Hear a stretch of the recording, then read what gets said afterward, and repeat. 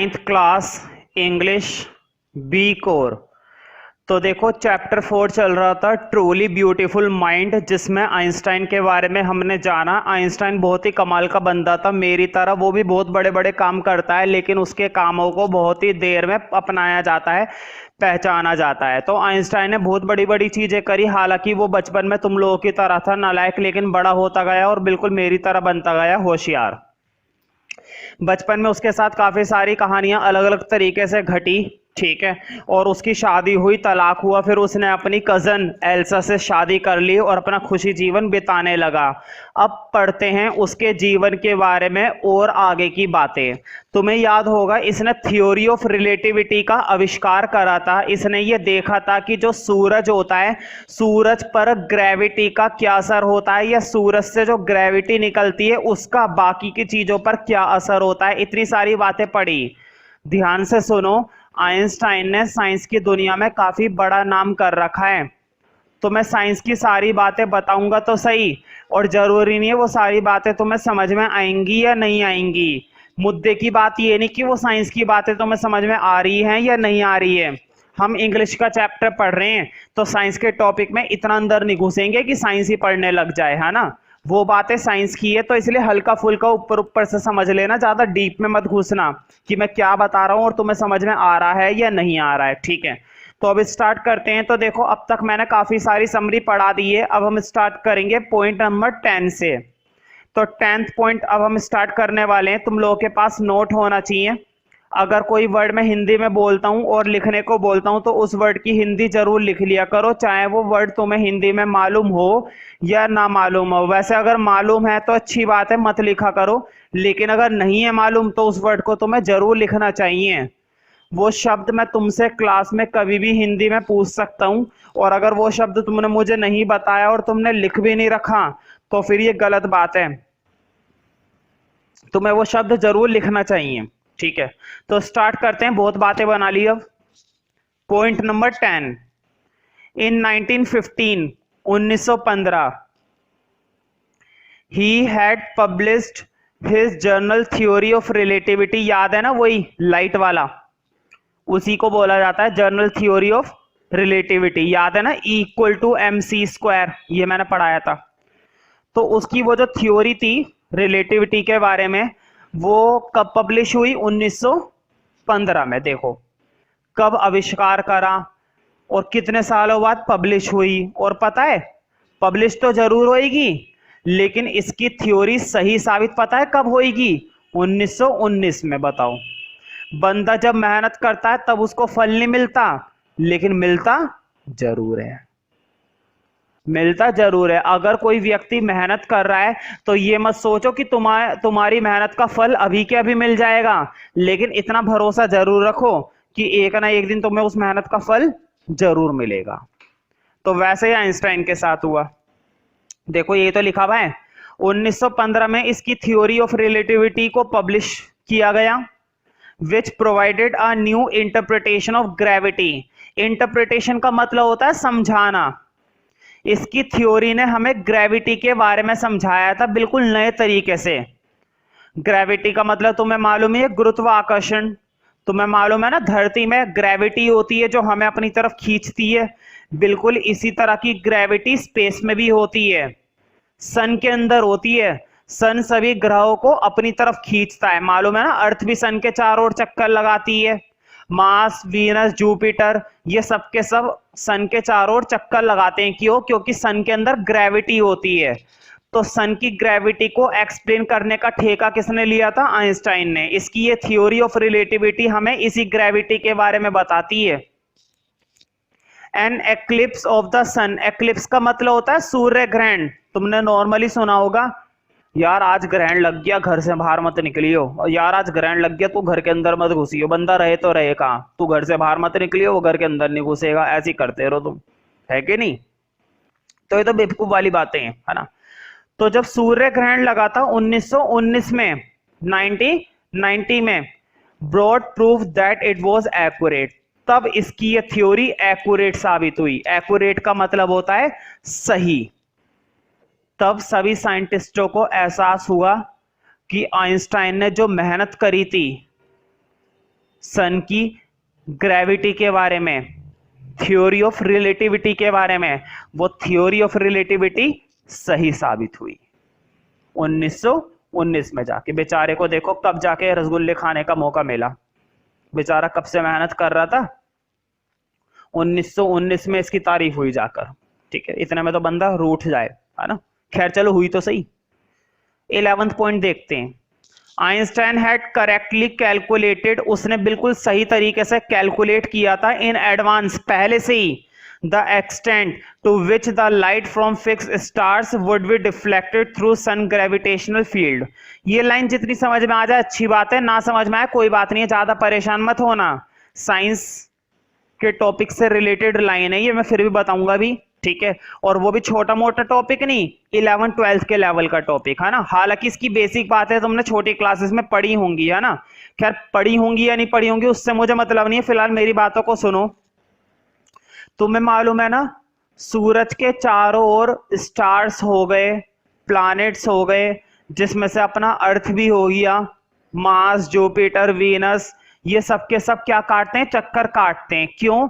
क्योंकि सूरज से एक ग्रेविटेशनल फोर्स निकलता है, और वो ग्रेविटेशनल फोर्स इन सबसे निकलने वाली लाइट को डिफ्लेक्ट करता है, रिफ्लेक्ट करता है, तो वो इन्हें अपनी तरफ आकर्षित करता है। और इसके बारे में सही तरीके से कैलकुलेशन किसने करी थी?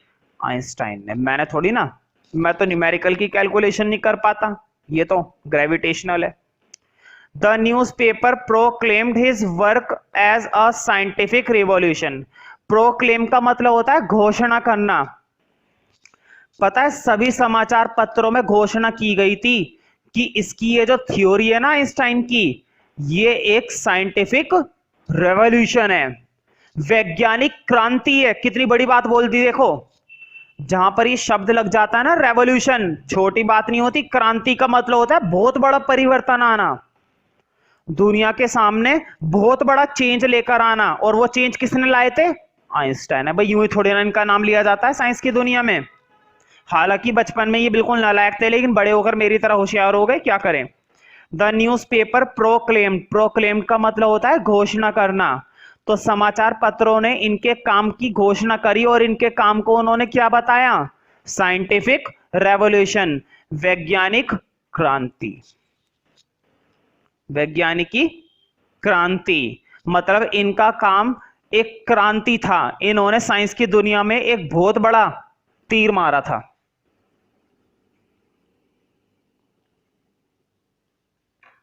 ट्वेल्थ देखते हैं भाई, अब इनाम की बारी है भाई। इतने झंडे गाड़ दिए, तीर मारा है, अब इनाम भी मिलेगा इन्हें। चलो देखते हैं इनाम क्या मिला। Einstein received the Nobel prize, कितना बढ़िया प्राइज है। आइंस्टाइन को मिला Nobel prize for physics in 1921। देखो, थ्योरी ऑफ रिलेटिविटी इन्होंने बहुत पहले बनाई, 1905 में, सॉरी 1915 में पब्लिश हुई। 1919 में इनकी थ्योरी सही साबित हुई। 1921 में जाके बेचारे को इनाम मिला। बताओ, पता चलो उससे पहले मर जाता तो क्या कर लेते तुम, है ना। पहले ही दे देते इनाम। चलो शुक्र है उसके जिंदा रहते उसे मिल गया। He was showered with honor, उनका सम्मान किया गया, उनके ऊपर सम्मान बरसाया गया बहुत तबीयत से। शावर्ड का मतलब होता है सराबोर करना। सराबोर का मतलब होता है अत्यधिक रूप से खूब तारीफ करना, खूब प्रशंसा करना, जगह जगह उनके बैनर लगाए जाना, लोगों में, पत्रों में, समाचार में, टीवी में, हर जगह इनके बारे में न्यूज फैलना। ये बहुत फेमस हो गए थे मेरी तरफ रातों रात। He was showered, showered का मतलब होता है सराबोर करना। लिख लो हिंदी में, सराबोर करना। विद ऑनर, ऑनर का मतलब होता है सम्मान, मतलब इनका खूब भरकर क्या किया गया? सम्मान किया गया। And invitations from all over the world, और पूरी दुनिया से इनके पास इन्विटेशन आने लगे। भाई इतने बड़े साइंटिस्ट बन चुके थे ये, हर कोई इन्हें अपने देश में बुलाना चाहता था। And loaded by the press, loaded का मतलब होता है प्रशंसा करना, और प्रेस वालों ने इनकी खूब प्रशंसा करी। लोडेड का मतलब लिखना चाहो तो लिख सकते हो। वैसे तो तुमने प्रशंसा करने का मतलब एडमायर सुना होगा, प्रेज सुना होगा, लेकिन लोडेड का मतलब भी यही होता है, प्रशंसा करना।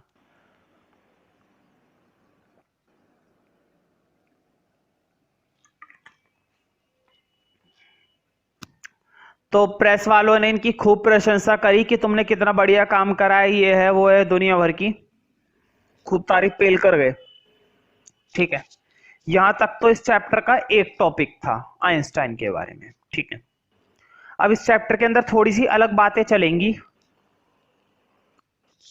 जर्मनी के अंदर जो लोग रहते थे उनको नाजीज बोला जाता है। जर्मनी सुना है? Country Germany. जर्मनी में रहने वाले लोगों को क्या बोला जाता है? नाजीज। तो क्या हुआ था, जर्मनी में रहने वाले लोग है ना, नाजीज काफी ताकतवर हो गए थे, शक्तिशाली हो गए थे। अमेरिका को डर लगने लगा कहीं नाजीज हमारे ऊपर हमला तो नहीं कर दें। अमेरिका को डर लगने लगा क्योंकि अमेरिका बहुत चालू देश है, तुम्हें मालूम नहीं है, बहुत तेज। उसे हर समय ये डर बना रहता है कि मैं सबसे ऊपर हूं, कहीं कोई मुझे नीचे ना कर दे, है कि नहीं? मैं सबसे ऊपर हूं, कहीं कोई मुझे नीचे ना कर दे, कोई मुझे दबा ना दे, कोई मुझे मार ना दे, कोई हमारी संपत्ति को लूट ना ले, कोई हमारे ऊपर कब्जा ना कर ले। हालांकि कोई कर नहीं पाता, अमेरिका है वो। ठीक है, तो अमेरिका को ना डर लगने लगा कि यार ये जो नाजीज है ये पावरफुल होते जा रहे हैं, शक्तिशाली होते जा रहे हैं दिन पे दिन। कहीं ऐसा ना हो किसी ना किसी दिन ये हम पर हमला कर दे, हमसे लड़ाई कर लें, हमको नीचे कर दें, हमको पीछे छोड़ दें। तो आइंस्टाइन, तो अमेरिका वाले क्या करेंगे, चलो आगे मैं चैप्टर को पढ़कर बताऊंगा, ऐसे फिर मजा नहीं आता है ना। खैर, तो मैंने बताया था लोडेड बाय द प्रेस तक, है ना, 12th पॉइंट चल रहा था। अब आगे देखो फुल स्टॉप के बाद, when Nazis came to power, power का मतलब होता है शक्तिशाली, और नाजिस तुम्हें मालूम ही है जर्मनी में रहने वाले लोगों को बोलते हैं नाजिस। जब नाजिस शक्तिशाली हो गया था जर्मनी में 1933 में, 1933 में, Einstein emigrated to the United State. तो आइंस्टाइन कहां पर चले गए थे? यूनाइटेड स्टेट में। इमाइग्रेटेड का मतलब होता है स्थानांतरित होना, एक जगह को छोड़कर दूसरी जगह जाना। तो आइंस्टाइन क्या, सभी लोग ऐसे ही कर रहे थे, सबको डर लगने लगा था यार जर्मनी में कभी भी लड़ाई हो सकती है, दंगे हो सकते हैं, यहां से भागो।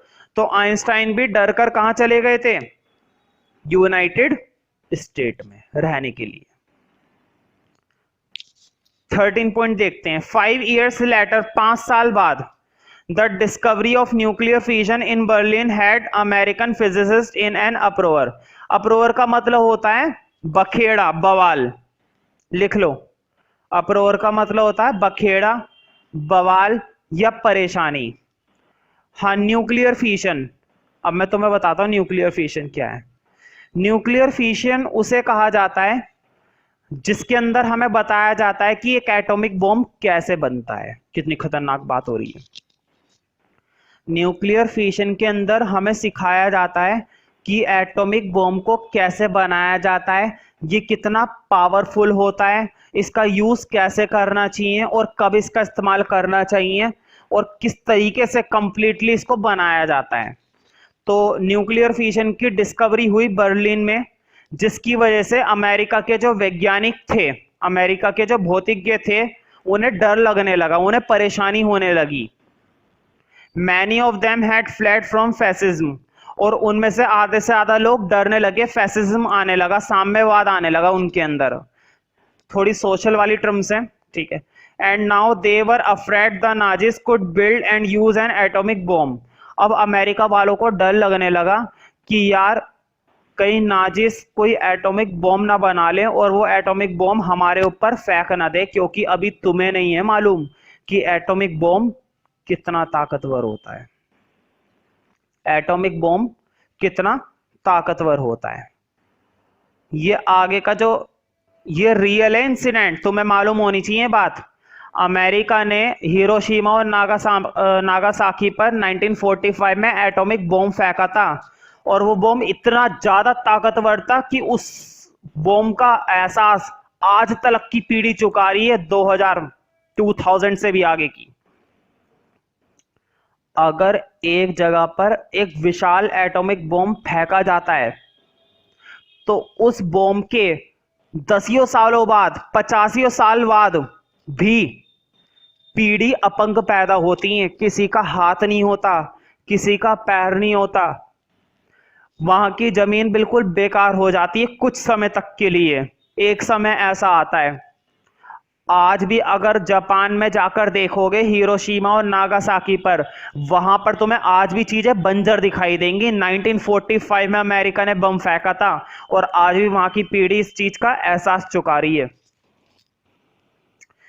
तो अमेरिका को डर लगने लगा कि कहीं यार नाजीज बम ना बना ले और ये बम हमारे ऊपर फेंक ना। देखो देखो, अमेरिका को तो सिर्फ डर लग रहा था कि नाजीज ऐसा ना कर दें, नाजीज ऐसा ना कर दें, लेकिन अमेरिका इतना चालू हुआ, अमेरिका ने गुप्त रूप से बम बनाया और वो बम जापान के 2 राज्यों में फेंक दिया, हिरोशिमा और नागासाकी पर।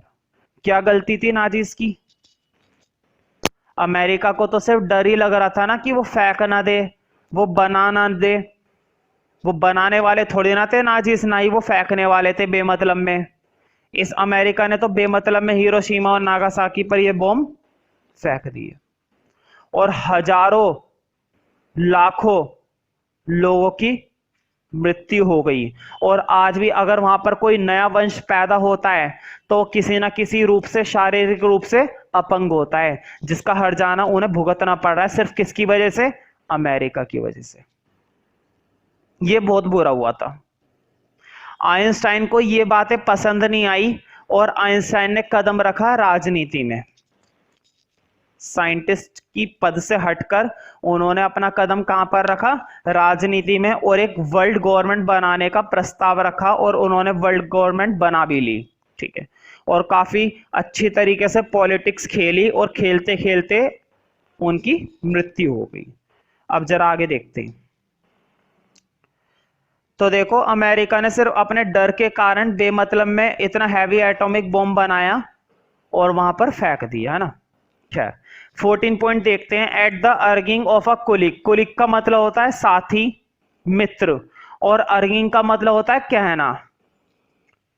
आइंस्टाइन का ना एक दोस्त आएगा और आइंस्टाइन का दोस्त उससे बोलेगा, आइंस्टाइन से, कि यार तू अमेरिका के प्रेसिडेंट को लेटर लिख दे और लेटर में बता दे, लेटर के अंदर बता दे कि एक एटॉमिक बॉम्ब कितना ताकतवर होता है, एक एटॉमिक बॉम्ब को कैसे बनाया जाता है, एक एटॉमिक बॉम्ब सही तरीके से कब और कैसे फेंकना चाहिए, सब कुछ बता दे एटॉमिक बॉम्ब के बारे में, ताकि अमेरिका सचेत हो जाए कि अगर कोई एटॉमिक बॉम्ब फेंकेगा तो हमें क्या तैयारी करनी चाहिए।